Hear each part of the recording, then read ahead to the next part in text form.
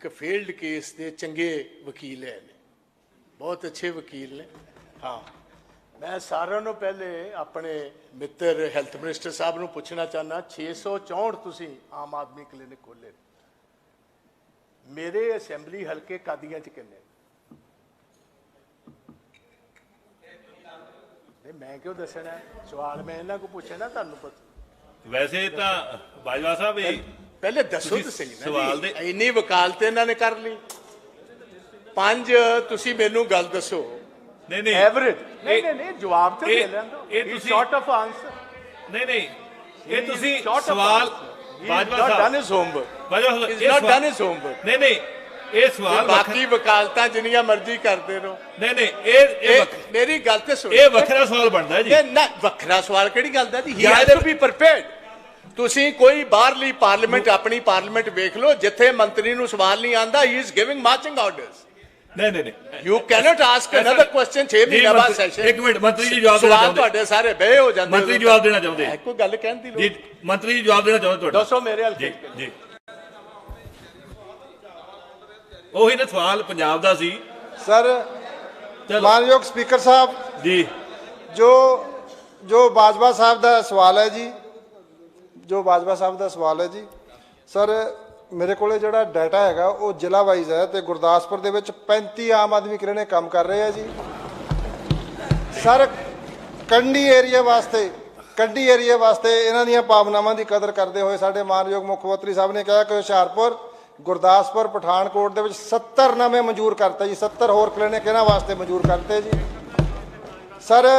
फिर भी देखो सर, मैं थोड़े थ्रू सारे जिन्ने मैंबर सवान है ये कुछ होर पूछना चाहते जी ਉਹਦੇ ਨਾਲ ਸੰਬੰਧਿਤ। हाँ जी जी हाँ बाजवा साहब, कोई एक भी क्लिनिक इन्हां दा मेरे हल्के च, लीडर ऑफ ओपोजिशन के हल्के च एक क्लिनिक नहीं। ऑन दी एवरेज मिनिमम 5 एक असैम्बली हल्के च आने चाहिए, जे असीं एवरेज 117 हल्कियां दी कढ ली, एक भी है नहीं।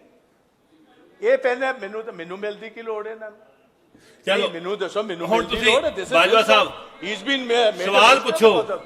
Why should I meet him? Bajwa जी एक मिनट सवाल पूछ लो ना जी, अगला सवाल पूछो, सवाल पूछो। नंबर 2 एक मिनट तुसीं कहंदे हो एक सिंगल ਜਿਹੜੇ ਪੁਰਾਣੇ ਹਸਪਤਾਲ ਨੇ ਇਫੈਕਟ ਨਹੀਂ ਹੋਏ, ਸਾਡੇ ਕਿਸੇ ਪੁਰਾਣੇ ਹਸਪੀਟਲ ਕਾਦੀਆਂ, ਧਾਰੀਵਾਲ, ਕਾਨੂੰਵਾਨ ਨੇ, ਭੈਣੀ ਮੀਏ ਕਾ ਕੋਈ ਡਾਕਟਰ ਨਹੀਂ, ਕੋਈ ਸਟਾਫ ਨਹੀਂ, ਕੋਈ ਦਵਾਈ ਨਹੀਂ, ਕੋਈ ਮਸ਼ੀਨ ਨਹੀਂ, ਤੁਸੀਂ ਕਹਿੰਦੇ ਇਫੈਕਟ ਨਹੀਂ ਹੋਇਆ ਜੀ।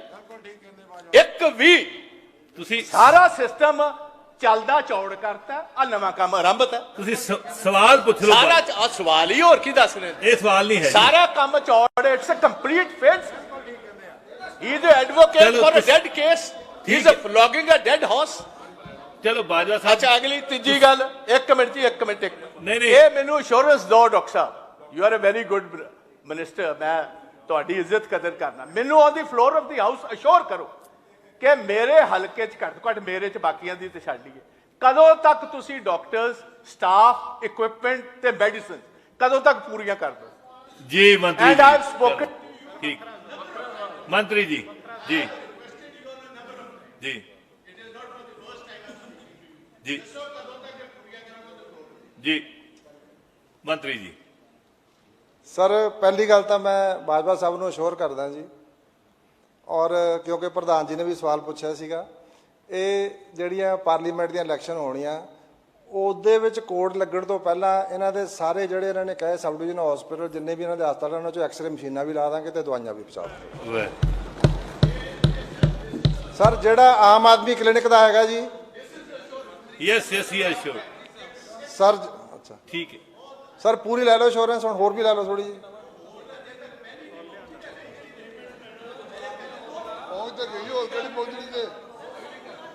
चलो आपा बाजवा साहब,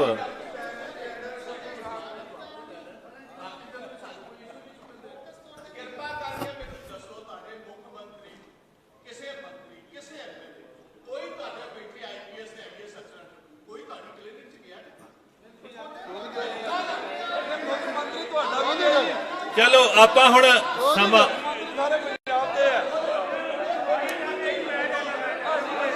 ठीक है बाजवा साहब, हुण बैठो तुसी। स्पीकर साहब, मंत्री जी, स्पीकर साहब, मंत्री जी को कहना चाहते, मंत्री जी ठीक है ਮੰਤਰੀ ਜੀ ਪੂਰੇ ਪੰਜਾਬ ਦੇ ਜਵਾਬ ਦਿਓ ਜੀ ਮੰਤਰੀ ਹੈ।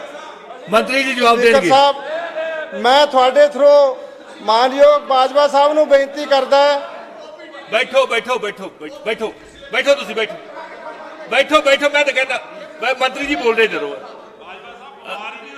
ਚੇਤਨ ਜੀ ਬੈਠੋ ਤੁਸੀਂ ਚੇਤਨ ਜੀ ਬੈਠੋ ਤੁਸੀਂ ਹਾਂਜੀ ਮੰਤਰੀ ਜੀ ਬੋਲੋ ਜੀ ਤੁਹਾਡੇ ਡਰ ਨਾਲ ਬਿਮਾਰ ਰਹਿੰਦੇ ਨੇ ਹਾਂਜੀ ਬੋਲੋ ਜੀ ਮੰਤਰੀ ਜੀ ਤੁਸੀਂ ਕੋਈ ਕਹਿਣਾ ਚਾਹੁੰਦੇ ਹੋ ਮਾਨਯੋਗ ਸਪੀਕਰ ਸਾਹਿਬ